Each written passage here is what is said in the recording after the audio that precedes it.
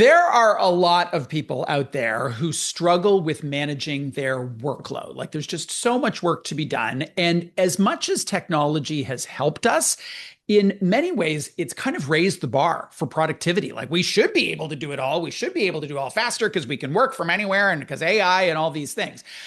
The term workload, though, doesn't address the actual reality that so many of us face, in that there's the work, but then there's all the other stuff around the work. And our next guest has a term for that, has written a book about that. Dr. Liane Davey has written a book called Thoughtload: Manage the Madness and Free Your Team to Do Great Work. She joins us now to talk about it. Hello there. Hi, Bruce. Where did this word thought load come from? Did it fall from the sky into your hand and you were like, thank you, I now know how I'm spending the next 5 years? That's exactly what happened. It was like speaking in tongues. I was giving a keynote speech and somebody in the audience asked this question. Don't you think that our workload is too high? And literally from the skies, from the heavens, I said, I don't think it's our workload that's killing us. I think it's our thought load. And the room went silent. And I leaned into the audience and I said, could someone please write that down? That will be the title of my next book, said Yeah, Liane Davey. exactly. Um, Define the term for me. I Yeah. mean, it So, connotes so much in just one word, but you define it for me. yeah. So it's the invisible tax on our performance and our presence that comes from a treacherous triad of three things: rising cognitive demands, too much to pay attention to, increasing emotional burdens, being triggered at every turn, and declining energy reserves being burnt out. So the invisible tax on our performance and presence from those three things that kind of amplify and exacerbate each other. Yeah. And I think, everyone listens to what you say and is like, uh-huh, yeah, that's exactly the thing. You offer these online quizzes to help people understand their own version of overwhelm and how we deal with it. Give us some examples of what that quiz could pop out. Yeah. So it could be that when you get really overwhelmed, you actually get busier. And I call that the whirlwind. So when you're just It's feeling totally me. You should call that the Bruce whirlwind the Bruce, because it I'm is going to call totally it me. the Bruce whirlwind from Yeah. now. Yeah. Okay. So yeah, you just start doing more. You start like flitting around, doing half of a bunch of things. Mhm. Those are also the people who write things on their to-do list they've already done just for the satisfaction of crossing them off. Like, 100%. yeah, Mhm. that's the whirlwind. You might be somebody very different than that, who I call the stickler, which is when things get really overwhelming, you go back to what's known and what's solid and what's predictable. This is the person who sends you the email as per your message of April 2nd, right? One of those that just wants Yes. to go. I myself am a brooder, which when A I get a brooder. brooder, which when I get overwhelmed, I feel like I'm trying to boil the ocean and I just get a little bit like Eeyore, like, oh, Right. like I just can't. And then we've got one last category, the rogue, which is when you get overwhelmed and you feel like you can't get anywhere by trying to follow the rules, you kind of go around the rules. I think about this as, you're stuck in traffic on some big highway, and who are the people who are like, I'm just going to drive up the shoulder, right? Yeah. Those people. So Uh-huh. everybody's overwhelm is a little different, and knowing your style can first of all help you recognize sooner, like, oh, I think I'm getting there, and have a better path to get out. Sure. It's really validating to see that someone's got a name for a thing that I experienced that I thought was only me. Yeah. You talked about the thought load triad, the Yeah. the three things: attention, emotions, and depleted energy. I want to start with attention. We all know this is a problem. My phone's Yeah. right here. I've got multiple screens. I've got a kid. Like I've got a cat. There's a lot of things. What are some ways in which we can address the distraction? Yeah. So the first thing I always say is we are so trapped in paying attention to and evaluating ourselves based on how much activity we get done. Did I get my inbox to zero? Did I like it's we're really stuck in activity. And if you are stuck there, all you're going to become is more and more busy. We need to get out of that focus and pull ourselves up to what matters. So I go to, what's the outcome you're trying to create? What do you want to be different in the world? And that can be as a parent, it can be in your job, it can be in your community. But what is it I really want to be different? And if we start with that, it's much easier to say, what are the very small number of things that will move the needle on that? And what's the very big pile of things that are going to do absolutely zero, make absolutely no difference? Because you have this hilarious example of walking down the stairs, putting on your hoodie. And since I heard you tell that story, I caught myself walking down the stairs trying to put on my hoodie. It's a universal truth that we are trying to do too many things at the same time. You are not a fan of multitasking. I am not. And there's a lot of research evidence to back me up here. So, what happens is we become anxious. It starts with a very emotional thing. We become anxious about how long that to do list is or how much we have to get done. And our brains trick us into believing, well, if we could cross two things off at once, if we could walk down these stairs while putting on our hoodie, that would save us 1.7 nanoseconds it would take to do one at a time. And so we get anxious first, and then we try to do multiple things at once. We do each of them poorly, like falling down the stairs because you don't walk down the stairs well. But if you're trying to, I've done this, I've been listening to a podcast on the subway, and all of a sudden I feel like I'm not getting enough done while I'm listening to this podcast. Let me also respond to a client's email. And that's when I notice I've sent that email, forgot the attachment, missed, like they asked me 3 questions. I only answered 1. Right. So we do a bad job of it, which means that our workload doesn't go down. In fact, it goes up. We have to like fix the mistake. So multitasking, terrible idea. I think you should have been doing calf stretches while you listened to the podcast and replied to the client email, because there's like another thing you could have been doing. I was missing an opportunity to better myself with calf and probably stretches. Putting on a little bit of lip as well. A little lippy. I was listening to, after I read your book, I went to the gym and I left my phone in the locker. So I actually just lifted weights as a solo activity. I didn't try and do anything in between my sets. It was like a revelation to me to do that. The second one, I mean, you're an organizational psychologist. You're used to dealing with emotion. But I think in many organizations, this is not a topic that you can address. Triggered emotions. What? Yeah, you shouldn't have them. You should. They're unprofessional. I did receive that feedback once that I should manage my emotions better. It's like, but I'm a human being. I'm not yelling and screaming.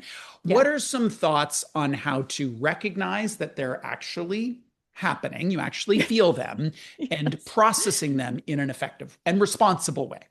Yeah. So the first thing is we have to know the difference between emotions and feelings, because they're 2 different things. Okay. So emotions are things that happen when we're not conscious of them. They're physiological experiences in our body. So your palms start to sweat, and it's your brain taking in information from your environment or even from inside your body.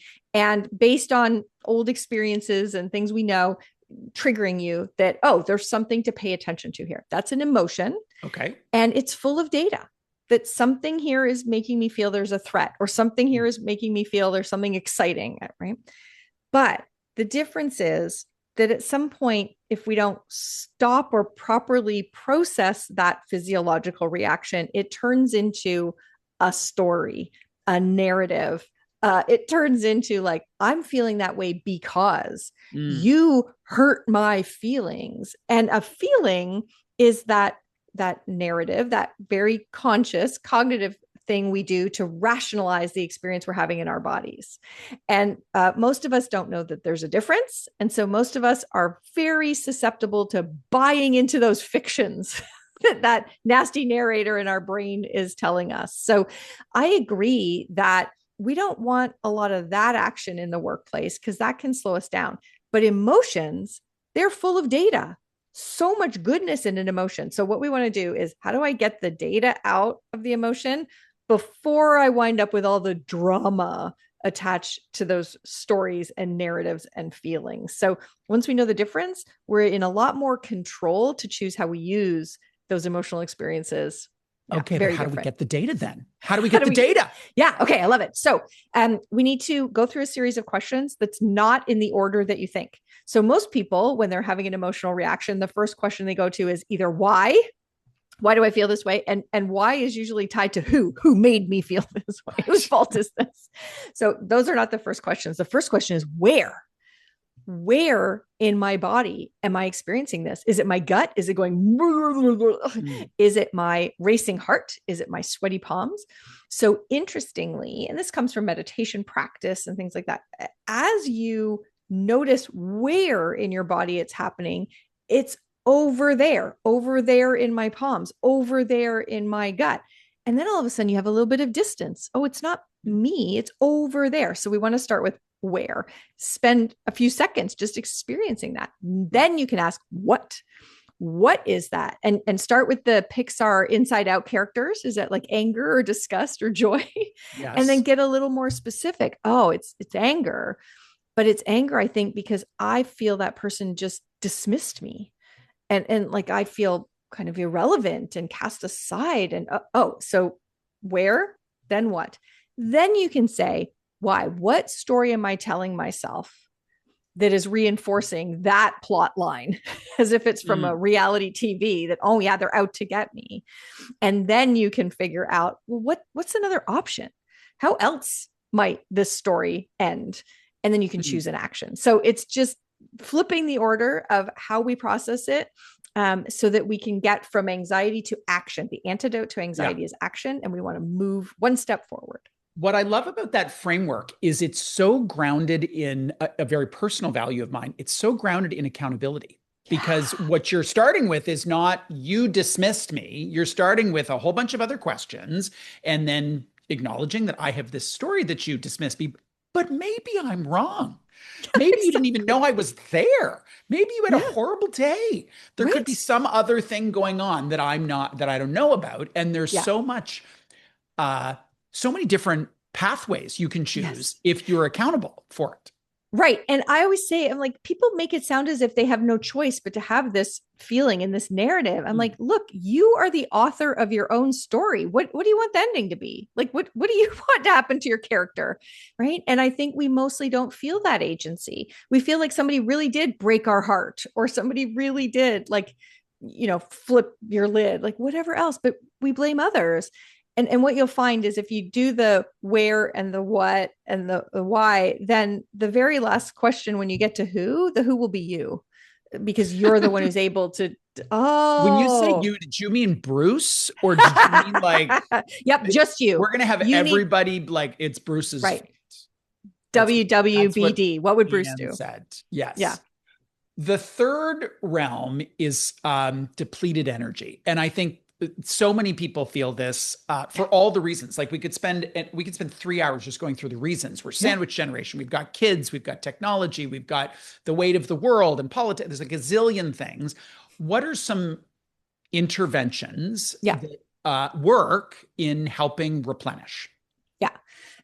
So 3 things. 1, if you're going to fill your cup, the best place to fill your cup from is a waterfall, because it's really nice if you've got lots coming at you. So, one thing you can do there is create a block of 90 minutes where your phone is not physically in the same room, because we know if it's physically in the same room, it's distracting, where you've turned off all your notifications, and pick one thing to make a meaningful contribution on. That really helps.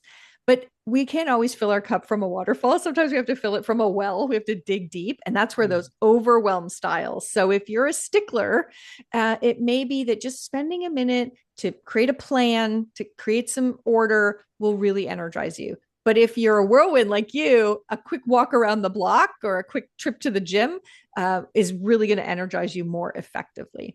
And then go ahead. The third piece is just understand where, if you fill your cup all day, but it's got cracks in it, that's not going to help. So thinking about what are you doing in your life that's draining you? Are there relationships that are in a bad spot? Are you in conflict debt with somebody and carrying around a grievance that's burning your energy? So lots that you can do. And my favorite chapter of the book is called Do More Nothing, because one of the most energizing things you can do is exactly what you did at the gym. Phrase. I know, right? Here's why I think it's a genius phrase, is because I'm so prone to activity. You've tricked me. Yeah, because it seems like a thing. An activity that's about doing nothing. It's like when I got this Aura ring and it gamified sleep. as a very type A competitive person, it's like, I will win at sleep. So I feel like I could win at At doing more nothing. nothing. I know, it's exciting, isn't it? And it's amazing how energizing it is. So when you're lifting weights and giving your brain some time to just take everything that's in your brain pantry, because you don't think you're a CEO, you do all this work, you talk to experts, like there is a lot in Bruce's brain pantry, but Yes. everything in your brain pantry is kind of like dry ramen.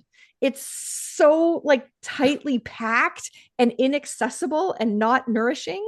So, okay, how do we pour some boiling water on that, leave it to steep for a bit, and there will be amazing things that come from that. Mm. But your brain pantry is not nourishing unless you kind of expose it to the air. So, really important. Brain pantry. I love it. There's going to be so many delicious snacks in that brain pantry. Yours is going to be full of Ramen's goodness, good, but mine's going to have like something much boxes of better. Oreos and things. Oh, yeah. Um, you have this idea, this notion, this idea, this thought, this principle that we should have or could have three priority lists. Three lists. What are the three lists? Yeah. So the problem is when we have one to-do list and we have a high thought load, we don't pick the right things off the list. We picked like, what's the thing I have to do attached to the scariest person? So what we want to do is have three distinct lists. The first list is, what are the number 1, 2, and 3 priorities of things I need to do to accomplish my most important outcome, to do my quest? That's one list. But we also, most of us in families, in organizations, and communities, we're not just there to accomplish our quest. So the second list is, what are the very unique ways I need to contribute to other people achieving their quests? And I can have those listed in order. And then we all have side quests. We got to do the compliance training or fill in our timesheet or whatever. Yeah, exactly. So we don't want to put those, and most of us start our day doing side quests. It's like it's 8:30, I log in and I spend the best hour of my day doing side quests, responding to emails, doing that kind of stuff, instead of saying, no, list 1 gets the prime real estate in my calendar. I'm starting on list 1, but there's only so many hours you can get that really creative, insightful work. Then I'm going to switch to list 2, and I'm going to do that while I'm still fresh enough and I can make a meaningful contribution to other people's work. But the side quests I'm doing Thursday at 4 when I'm drooling on the desk, or I'm doing it with 10 minutes in between a meeting. So yeah, we need 3 different lists, and we need each of those lists to get different real estate on our calendars. This was fascinating to me because I think this is a notion or an idea that I've applied for exercise. There's certain times of the day and the week in which it really works for me to do particular types of exercise, and other times, like I'm not an early morning exerciser. The people who get up at 5 a.m. and go and work out, I just want to like, I want to push them into traffic at 5 a.m. exactly. because horrible. But I haven't applied it so much to my workday. And I'm lucky enough to be in a position where I have a fair amount of control in terms of what goes where.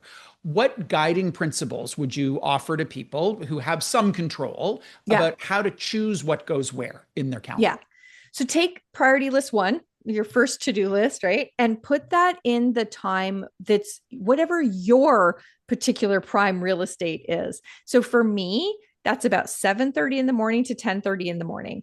I'm really great. Not on Mondays. Mondays, I want to use that time to get my ducks in a row. But Tuesday, Wednesday, Thursday, like that's when I want to be writing, right? Or if I have to create a proposal for a client, I really need to think about the right approach.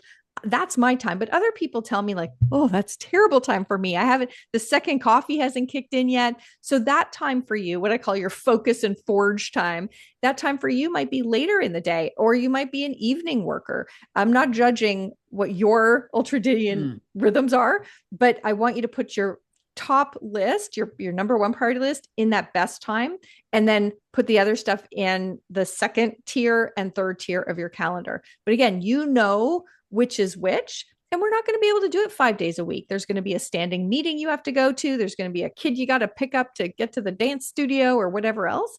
But being more deliberate about where I can block that time and allocate time to the right types of tasks, you'll feel the benefit.